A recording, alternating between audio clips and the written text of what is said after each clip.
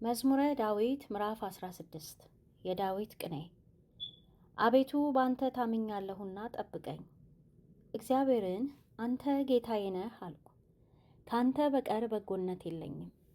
ፈቃድህ ሁሉ በምድር ባሉት ቅዱሳንና ክቡራን ላይ ነው። ወደ ሌላ ለሚፋጠኑት መከራቸው ይበዛል።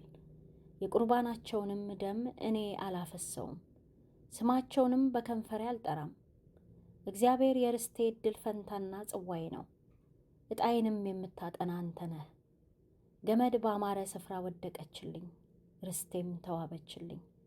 የመከረኝን እግዚአብሔርን እባርካለሁ። ደግሞም በሌሊት ኩላሊቶቼ ይገስጹኛል። ሁል ጊዜ እግዚአብሔርን በፊቴ አየዋለሁ።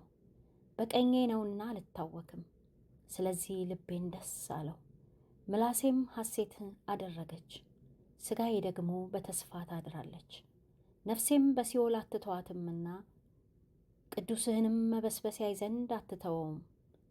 የሕይወትን መንገድ አሳየኸኝ፣ ከፊት ጋር ደስታን አጠገብከኝ። በቀኝህም ለዘላለም ፍስሐ አለ።